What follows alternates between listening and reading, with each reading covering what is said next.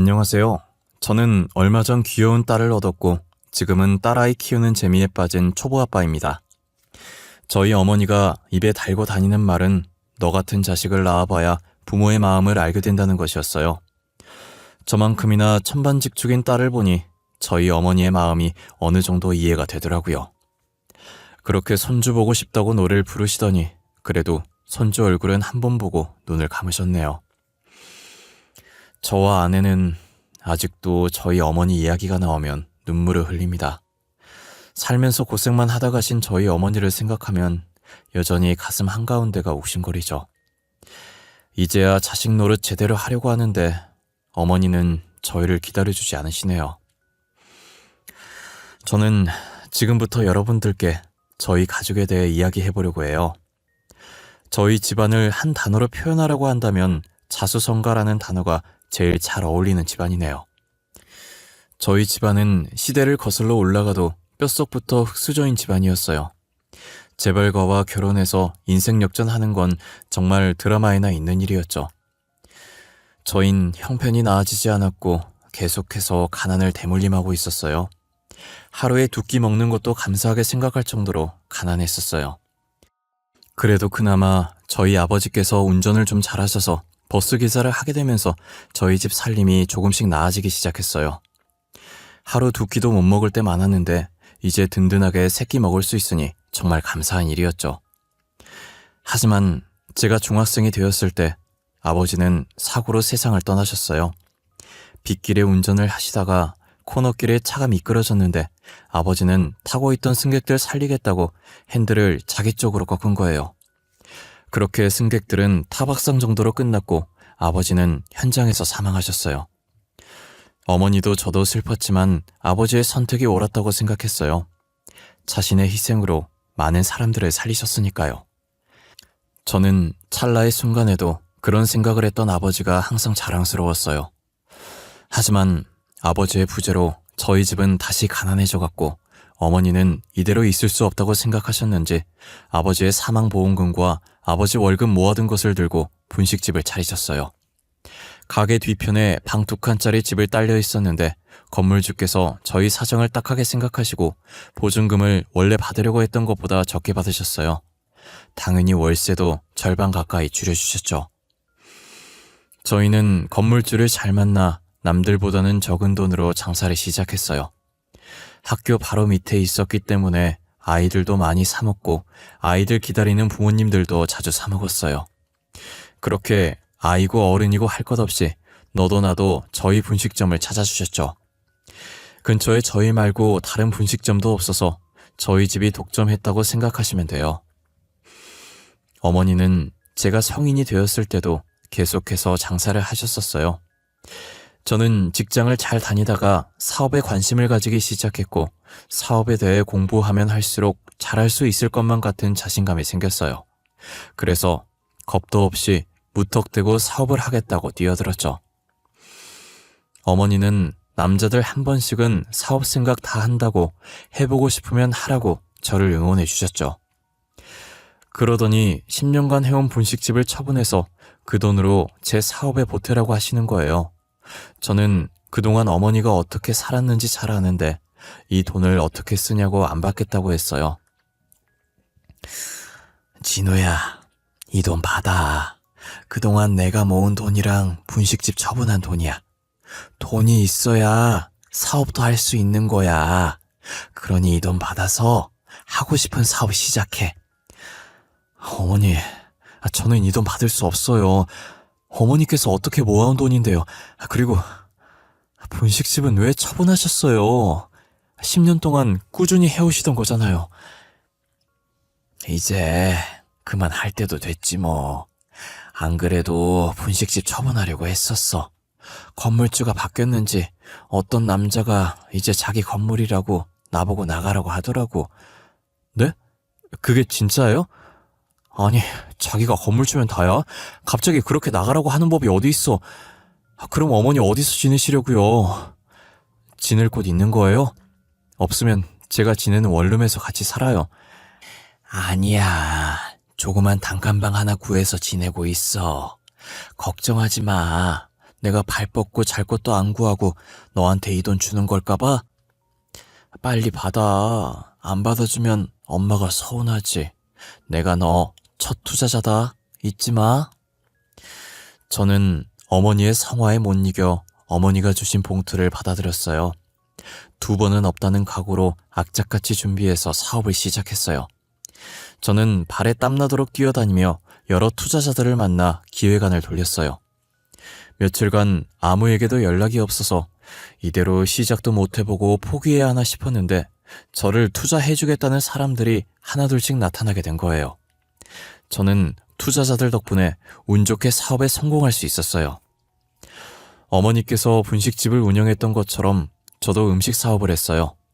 요즘같이 바쁜 현대인들이 퇴근 후 집에서 혼자 밥 차려 먹기도 귀찮아하기 때문에 간단하게 먹을 수 있는 즉석식품들을 만들어서 팔았어요. 처음엔 끼니를 해결할 수 있는 음식들을 위주로 만들어 판매하기 시작했지만 점차 범위를 넓혀 간식들이나 안주로 먹을 것들도 만들어서 팔았어요. 어른부터 아이까지 전부 즐길 수 있는 것들로 만들어 판매했죠. 가끔 이벤트로 그 시대 추억의 간식들도 만들어서 팔았어요. 저는 살면서 처음으로 큰 돈을 만져봤어요. 없던 사람이 갑자기 큰 돈을 만지면 정신 못 차린다고 하잖아요. 저도 처음엔 이 큰 돈을 어떻게 해야 하나 정신을 못 차리겠더라고요. 부자들이 보면 고작 이 돈 가지고 그렇게 유난이냐고 하겠지만 저는 난생 처음 만져보는 돈이라 우리나라에서 제일 돈이 많은 부자가 된 기분이었어요. 한참 정신 못 차리고 있을 때 어머니 얼굴이 눈앞을 지나갔고 저는 마음가짐을 다시 잡았어요. 사람 일이라는 게 언제 어디서 어떤 일이 생길지 모르는 것이니 어머니께 받았었던 돈은 다시 돌려드리고 나머지는 모아두기로 했어요. 저는 큰 돈을 만지면서도 사업에 성공했다는 실감이 들지 않았는데 같은 업계 기업가들과 만남이 잦아지면서 서서히 실감을 하기 시작했어요. 평소에 저 혼자 알고 있던 대표들도 실제로 만나 인사하게 되니 이게 꿈인가 생시인가 구분이 잘 되지 않아 괜히 볼도 꼬집어보고 그랬어요. 이분들과 제가 감히 어깨를 나란히 해도 되는 건지 이렇게 말을 섞어도 되는 건지 오만 가지 생각을 하면서 속으로 얼마나 호들갑을 떨었는지 몰라요. 그분들과 인사하면서 악수하는데 손끝이 찌릿찌릿했어요. 그래도 처음이 어색하지 몇 번 그런 모임에 참석하고 나니 나름 적응이 되더라고요. 아무래도 사업을 하려면 인맥이 있어야 해서 귀찮아도 인맥을 쌓기 위해 모임을 빠지지 않고 나갔어요. 경험이 쌓이면서 시야도 넓어지고 긴장도 되지 않았고 천천히 주변을 둘러보는 여유도 생겼죠. 그래도 몇 번 나갔다고 사람들이 저를 하나둘씩 알아보기 시작하더라고요. 항상 제가 먼저 가서 인사하고 말 걸었는데 이젠 제게 먼저 말 걸어주시는 분들도 계셨어요. 역시 말을 해보니 원래 부자였던 사람이랑 이제 돈 조금 만져본 사람이랑은 확실히 달랐어요. 그분들과 제가 사는 세계는 정말 천지 차이더라고요. 저는 그 사이에서 주눅들 뻔했지만 모르는 건 모른다고 당당하게 나가기로 했어요. 모르는 걸 사실대로 말하고 새롭게 배우는 건 창피한 일이 아니잖아요. 용기가 없어서 모르는 걸 모른다고 하지 못하는 게 창피한 일이죠. 저는 모임에서 많은 것을 배웠고 또 특별한 인연을 만났어요. 그 인연은 바로 유명한 기업의 딸이자 지금 제 아내인데요. 아내는 당시 제가 재벌가들 사이에서 기죽지 않고 몰랐다고 또 하나 배워간다고 말하는 모습이 너무 당당해 보이고 보기 좋았대요. 보통은 기 죽이려고 일부러 하는 말들이어서 그들의 기에 눌려 주눅들기 마련인데 제가 오히려 능글맞게 웃으면서 당당하게 대처하니 멋있었다더라고요. 다른 사람들과는 다르다는 느낌을 받았고 그런 제게 반해서 적극적으로 대시를 했다고 하더라고요. 아내는 중요한 자리일 때만 부모님 얼굴에 먹칠하지 않으려고 명품으로 빼입고 다니지만 평소에는 부잣집 딸이라는 걸 까먹을 만큼 수수하게 지냈어요. 먹는 것도 고급진 레스토랑보다는 길거리 음식들을 더 좋아했죠. 떡볶이를 먹을 때 얼마나 행복해하는지 몰라요. 언제부터 떡볶이를 좋아했냐고 물으니 기억은 잘 안 나는데 중학생 때부터인 것 같대요. 비교적 최근에 장모님께서 돌아가셨는데 돌아가시기 전까지는 가끔 떡볶이를 사들고 집에 왔었대요. 그때 먹었던 떡볶이가 지금까지 먹었던 떡볶이 중에 제일 맛있었다고 하더라고요. 아내는 제게 이야기하면서 돌아가신 장모님이 생각난 건지 눈가가 촉촉해지더라고요. 저와 비슷한 아픔이 있는 아내를 제가 평생 보듬어주고 싶었어요. 아내의 가정사만 듣는 건 예의가 아닌 것 같아서 제 가정사도 이야기해줬어요. 아버지가 버스 기사셨는데 사고로 돌아가셨고 어머니는 최근까지 분식집 하다가 그만두셨다고요. 아내와 저는 서로의 아픔을 누구보다 잘 이해하고 보듬어 주었어요. 저희는 남은 인생 함께하자는 약속을 했고 결혼을 허락받기 위해 양가 부모님을 찾아갔어요. 어머니는 제가 좋으면 좋은 거라고 별다른 말 없이 흔쾌히 결혼을 허락해 주셨고 장인어른은 당연히 저희 집안을 마음에 안 들어 하셔서 결혼을 허락하지 않으셨어요. 같은 사업하는 사람으로서 집안이 얼마나 중요한지 잘 알지 않냐고 하시면서요. 저는 너무 잘 알기에 장인어른 말에 아무 말도 할 수가 없었어요. 제가 아무런 말도 못하자 늘 차분하고 조용하던 아내가 나서더라고요. 결혼은 제가 하고 싶은 사람이랑 하고 싶어요. 지금까지 아버지가 원하는 대로 다 했잖아요. 결혼만큼은 제가 하고 싶은 대로 하게 해주시면 안 돼요? 그래, 하고 싶은 사람이랑 해. 나는 하지 말라고 말린 적 없어. 대신 집안 괜찮은 사람들 중에 하고 싶은 사람을 고르란 말이야. 그게 그렇게 어려운 일이니? 네, 저한테는 어려운 일이에요. 사랑하지도 않는 사람과 어떻게 결혼해요? 아버지는 하실 수 있겠지만 저는 절대 할 수 없어요. 그러니 말리지 마세요. 네가 그렇게 나온다면야 말리지 않겠다. 너희 결혼해. 대신 너가 선택해야 할 것이야. 가진 것 없이 이제 막 회사 세운 저자를 선택할 건지 아니면 이 아비를 선택할 건지. 저는 진우 씨 선택할게요. 더 이상 아버지 소나기에 휘둘리고 싶지 않아요. 그동안 감사했습니다. 결혼식에는 안 오셔도 돼요. 저희들이 손잡고 입장할 거라 아버지 없어도 되거든요. 아내는 장인어른께 쌀쌀맞게 대답하더니 제 손목을 잡고 나왔어요. 한참을 걷다가 제 손목을 놓더니 한숨을 푹 쉬더라고요. 이런 모습 보여서 미안하고 이런 대우받게 해서 미안하다면서요. 저는 괜찮다고 예상하고 있었다고 아무렇지 않게 대답했어요. 장인어른께서 허락하실 때까지 기다려보는 게 어떠냐고 조심스럽게 물으니 절대 대답을 번복할 사람이 아니라고 단호하게 말하더군요.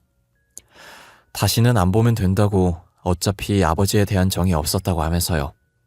저는 아내가 저렇게 단호하게 말한 적이 처음이라 아무 말도 할 수 없었어요. 아내는 빈말이 아니었는지 정말 장인어른과 연을 끊었고 결혼을 할 때도 청첩장을 드리지 않았어요. 신랑 신부 입장도 따로 하지 않고 아내가 장인어른께 말한 대로 동시에 입장을 했어요. 저는 아내의 기분이 걱정이 되었지만 아내는 걱정했던 것보다 괜찮았고 마냥 해맑게 웃고 있었어요.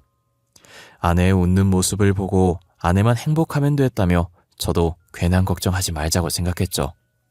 저희는 결혼 후 어느 신혼부부보다 행복했어요. 제 사업도 계속 잘 되고 있었고 아내와도 한 번도 싸운 적이 없었죠. 그리고 무엇보다 저희 어머니와 아내 사이가 굉장히 좋았어요. 아내가 저희 어머니를 많이 존경하고 진심으로 좋아해줬거든요. 하지만 1년 후 한순간에 모든 것이 바뀌어버렸어요. 어느 날 갑자기 제가 만든 음식에 벌레나 철 같은 이물질이 나왔다는 문의글이 폭주하더니 다들 환불을 하고 저희 제품을 불매하겠다고 난리인 거예요. 고객들은 무작정 저희 회사로 물건을 다시 돌려보내고 돈 달라고 회사까지 찾아왔어요. 저는 영문도 모른 채 일단 환불을 다 해드렸고 어떻게 된 건지 원인을 찾아봤어요. SNS를 뒤져보니 어떤 사람이 증거 사진도 없이 저희 제품을 먹는데 벌레가 나왔다는 둥, 철 같은 게 나왔다는 둥 구구절절 자신이 피해 입었다며 글을 썼더라고요. 그 글을 본 사람들이 더럽다고 안 먹겠다고 환불해달라며 난리를 친 거였어요. 어떻게 증거 사진도 없는 저 글 하나로 이렇게까지 된 건지 모르겠지만 일단 이를 수습하기 위해 환불을 진행했어요. 하지만 제가 환불을 해줌으로써 잘못을 인정한 게 되어버렸고 제가 입장문을 적어도 아무도 봐주지 않았어요. 결국 저희 회사는 2달도 못 버티고 부도 처리가 되었죠. 결혼 후 한창 신혼을 즐겨야 할 시기에 회사가 망하게 되었고 사업하면서 가졌던 것보다 더 많은 것을 토해내야 했어요. 투자자들은 집까지 쳐들어와 돈 될 만한 것들도 다 가지고 갔어요. 저희 아내가 저와 결혼하기 전에 샀던 명품들도 다 가지고 가버렸어요. 이건 제 사업과 아무 상관없는 물건들이라고 필사적으로 말렸지만 소용없었죠. 아내는 괜찮다고, 우리도 억울하지만 저 사람들도 어떻게 보면 피해자 아니냐고 가지고 가게 놔두라고 하더라고요. 저는 너무 미안해서 아내의 얼굴을 똑바로 볼 수가 없었어요. 아내는 계속 괜찮다고, 재벌과 사이에서 기죽지 않고 당당하던 사람 어디 갔냐고 매력 없어지려고 한다면서 괜히 장난을 치며 저를 다독였어요. 집도 경매로 넘어가 버려서 저희는 결국 어머니 집에서 생활하게 되었어요. 일단 집은 어떻게 해결했는데 앞으로 생활할 게 문제더라고요. 아내는 언제 숨겨놨던 건지 몸속에서 통장을 한 해 꺼내더니 모아둔 돈 있다고 당분간은 그걸로 생활하자고 하는 거예요.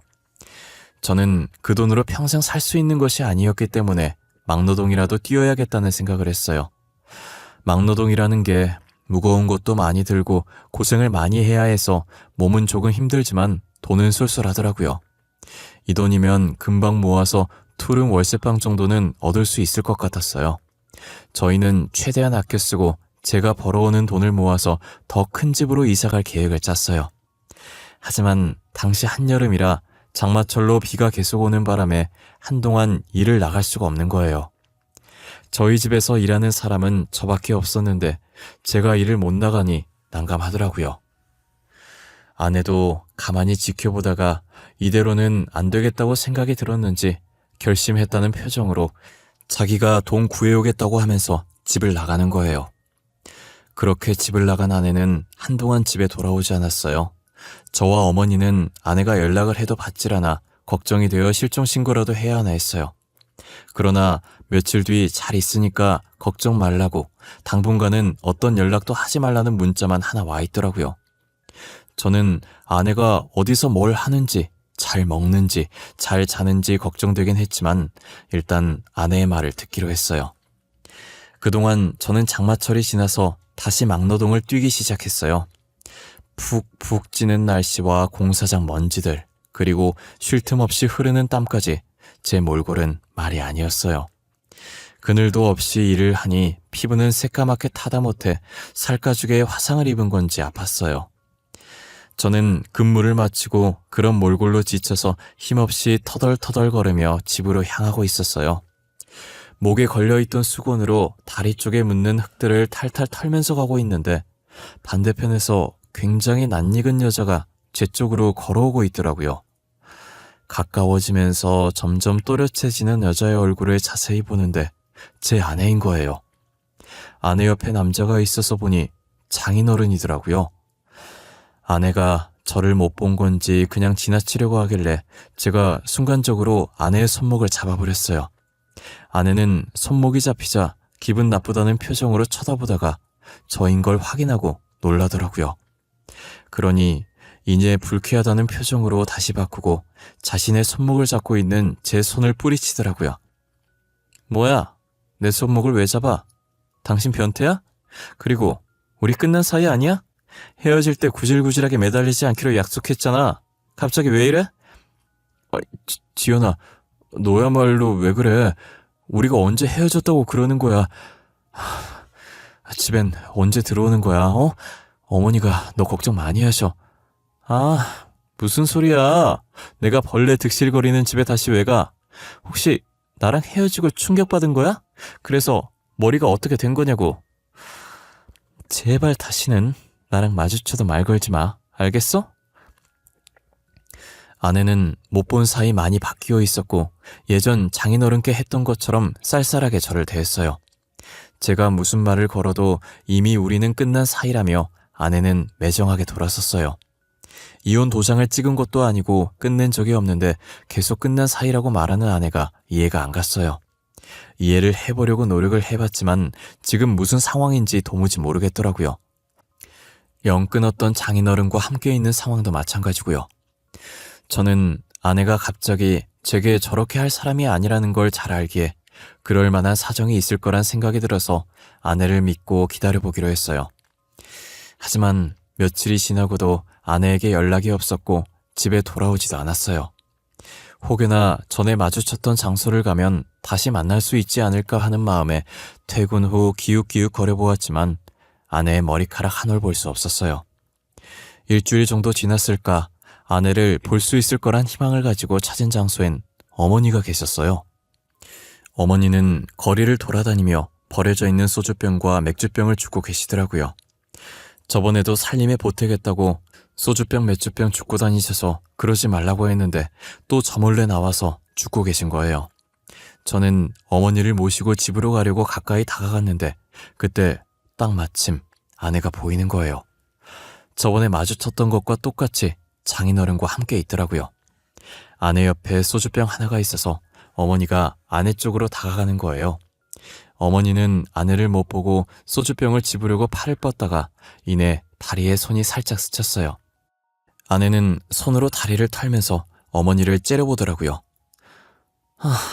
저기요 할머니, 소주병 줍는 더러운 손으로 지금 어딜 만지시는 거예요? 아유, 미안해요. 제가 소주병만 보느라 사람을 미처 못 봤네요. 죄송합니다. 아가? 너 지연이 아니니? 집에는 왜 안 들어오는 거야? 살았는지 죽었는지 연락이 안 돼서 얼마나 걱정했는데. 할머니까지 이러시네. 저 그이랑 헤어졌어요. 못 들으셨어요? 저희 이제 아무 사이도 아니라고요. 남남이에요. 그리고 제발 더러운 손 좀 치우세요. 야, 뭐? 더러운 손? 너 말이 심하다. 됐다. 이제 말 섞기도 싫어. 언젠간 돌아오겠지, 사정이 있겠지 하면서 끝까지 너 믿었던 내가 바보지. 그래, 이제 아는 척하지 말자. 저는 어머니께 막말하는 아내에게 참을 수가 없었어요. 저한테나 어머니한테나 상처 주는 말 아무렇지도 않게 하면서 남남이라고 강조하는데 아무래도 이혼을 원하는 것 같아서 아내 뜻대로 해주기로 마음먹었어요. 저는 이혼 서류를 작성해서 나머지 반 채워서 제출하라고 아내의 집으로 서류를 보냈어요. 몇 번이고 이혼 서류를 보냈지만 답은 돌아오지 않았어요. 그러다 한 달이 지나고 아내가 다시 집으로 돌아온 거예요. 어머니는 잘 돌아왔다며 아내를 반기는데 저는 저희에게 막말하던 아내가 반갑지 않았어요. 남남이라고 매몰차게 굴 땐 언제고 여기는 어쩐 일로 오셨대? 아, 드디어 이혼 서류 작성해서 가지고 온 거야? 한 달이나 지나서? 여보, 그런 거 아니야. 내가 다 사정이 있어서 그랬어. 당신한테도 어머님한테도 너무 미안해. 어머님, 막말해서 죄송해요. 그때 한 말은 마음에도 없는 소리였어요. 저도 어쩔 수가 없었어요. 아내는 자신이 저희에게 막말을 할 수밖에 없었던 이유를 말하기 시작하더라고요. 장인어른이 마지막 기회를 주겠다고 지금이라도 저희를 버리고 집으로 돌아오면 재산을 남겨주겠다고 했다더라고요. 그때 장인어른은 병에 걸려 있어서 살 날이 얼마 남지 않았었대요. 죽기 전에 재산 분배를 해야 하는데 그 돈이 전부 장모님 돈이었다고 하더라고요. 어떻게 된 건지 자세히 설명해보라고 했더니 장인어른은 아내의 친부가 아니었어요. 아내의 친아버지는 일찍이 돌아가셨었고 지금 장인어른은 4년 전쯤 장모님과 재혼한 사람이다더라고요. 장모님 돈을 보고 일부러 접근했고 장모님은 몸이 좋지 않으셔서 살 날이 얼마 남지 않았다는 생각에 혼자 남을 아내가 걱정돼서 재혼을 했다고 하시더라고요. 그렇게 장모님이 돌아가시고 장모님이 가지고 있던 건물과 돈 그리고 회사까지 장인어른이 챙기신 거예요. 그러다 최근 장인어른도 병에 걸리게 됐고 아내에게 재산 조금이라도 받고 싶으면 집으로 오라고 한 거죠. 아내는 장모님 재산을 다시 되찾아야겠다고 생각했고 혹시라도 장인어른이 재산을 다른 곳에 빼돌릴까봐 저와 인연을 끊은 척하고 장모님 재산을 지킨 것이었어요. 장인어른이 만나고 있던 여자가 있긴 했지만 다행히 그 사이에 아이가 없었더라고요. 그래서 모든 재산을 자식으로 올라가 있던 아내가 다 가지고 올 수 있었어요. 모든 재산을 상속받고 나서 다시 저희 앞에 나타난 거죠. 아내는 그동안 너무 미안했다고 재산을 받기 위해선 어쩔 수 없었다고 우는 거예요. 아내는 어머니 손 절대 안 더럽다고 열심히 사신 흔적이 있는 손이 어떻게 더럽냐고 멋진 손이라고 했고, 제게는 절대 헤어질 수 없다고, 저 같은 사람은 어떻게 다시 만나냐며 울면서 이혼하기 싫다고 했대요. 저는 아내의 어깨를 토닥이며 괜찮다고 울지 말라고 다 이해한다고 다독여줬어요. 아내는 이제 더 이상 여기서 살지 않아도 된다고 자신의 본가로 옮기자고 하더라고요. 어머니는 아내의 말에 계속 이곳에서 혼자서 사시겠다고 고집 피우셨어요. 며칠간 설득한 끝에 자식 이기는 부모 없다고 어머니는 저희 뜻을 따르셨죠. 저는 막노동 일을 그만두고 장모님 회사에서 일을 하기 시작했어요. 아내는 꼭 제가 회사를 물려받았으면 좋겠다고 대표직에 임시로 자신의 삼촌을 올려놓았고, 저를 회사에 억지로 집어넣어 버렸어요. 제 의지로 회사에 들어간 건 아니지만 그래도 감사하게 일을 배우고 있어요. 이제 어느 정도 일을 배웠을 때 아내는 조그만 생명도 제게 안겨주었어요. 제게 초음파 사진을 내미는데 얼마나 가슴이 벅차던지 입을 떡하니 벌린 채 아무 말이 안 나왔어요. 어머니도 아내의 임신 소식을 들으시고 너무 좋아하셨어요. 아이가 입맛이 아내를 닮았는지 떡볶이가 땡긴다면서 아내가 계속 떡볶이를 찾더라고요. 어머니는 간만에 실력 발휘를 해야겠다며 주방으로 향해서 열심히 떡볶이를 만드셨어요. 아내는 떡을 하나 집어먹더니 조용히 젓가락을 내려놓고 어머니를 쳐다보는 거예요. 그러더니 어떻게 만든 거냐고 예전에 장모님이 사주셨던 떡볶이 맛이랑 똑같다고 하더라고요. 어머님, 이 떡볶이 어떻게 만드셨어요? 저희 엄마 살아계실 때 사오시던 떡볶이 맛이랑 똑같아요. 아유, 그냥 손으로 대충 쓱쓱 만들었지. 사돈이 우리 집 단골 손님 중 한 분이셨나 보네. 3년 전까지만 해도 내가 분식집을 했었거든. 나름 장사도 잘 되고 좋았지. 분식집 하셨다는 얘기 남편한테 들은 적 있는 것 같아요. 저희 엄마가 어머님 가게에서 사오신 거구나. 어떻게 이런 인연이 다 있지? 세상 참 좁다, 안 그러니? 건물주 사장님이 여자였는데 지금 보니까 너랑 똘 닮았구나. 학교 앞이라 장사 잘 됐었어. 건물주가 남자로 바뀌면서 장사를 접었지만 참 추억이 많은 가게였어. 남자로 바뀌었다고요? 어머님께서 3년 전에 일 그만두셨다고 했으니 어머님 혹시 그 건물 띵띵 초등학교 앞이셨어요? 그럼 저희 엄마 건물인 것 같은데. 알고 보니 어머니께서 장사했던 건물이 장모님 건물이었고 저희에게 인정 베푸셨던 분이 장모님이셨어요. 어떻게 이런 우연이 다 있냐면서 세상이 좁아도 이렇게 좁을 수 있냐며 서로 신기했어요. 그리고 저희 어머니를 가게에서 내쫓은 건 장모님 재산을 가진 장인어른이셨죠. 어머니와 저는 어떻게 건물 가지자마자 그렇게 매정하게 가게 빼라고 할 수 있냐고 괘씸해하고 있는데 아내는 우물쭈물거리면서 말을 할 듯 말 듯 망설이더라고요. 저는 하고 싶은 말 있으면 하라고 했고 아내는 어차피 이제 죽고 안 계시니 다 말하겠다고 하더라고요. 그러더니 제 회사가 망한 것도 다 장인어른 때문이라는 거예요. 증거 사진 없이 저희 회사 제품에 대해 떠들고 다닌 게 장인어른의 짓이었대요. 알바를 고용해서 그런 글들을 쓰게 하고 주문했다가 취소시키게 만들었어요. 아내도 다시 집에 들어갔을 때 장인어른에게 직접 들었다고 하더라고요. 우리처럼 힘 있으면 누군가를 한순간에 망하게 할 수 있다고 저들처럼 힘 없으면 당하는 거라고 했대요. 아내는 그 말을 듣고 자기도 아무것도 가진 것 없이 장모님 돈으로 누리고 있으면서 약자들을 괴롭힌다면서 속이 들끓었다고 하더라고요. 하지만 괜히 장인어른 심기 건드렸다가 아무것도 못 얻고 쫓겨날까봐 아무 말도 못했대요. 사람이 어떻게 그렇게까지 못될 수 있나 모르겠어요. 그러니 하늘이 노하셔서 천벌을 받아 병으로 일찍 죽은 거겠죠.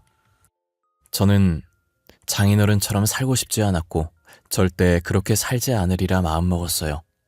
지금도 항상 그 마음을 가지고 기부도 많이 하고 보호가 필요한 사람들을 도와드리고 있어요. 이제 지켜줘야 할 아이까지 생겼으니 좋은 아빠, 좋은 남편이 되려고요.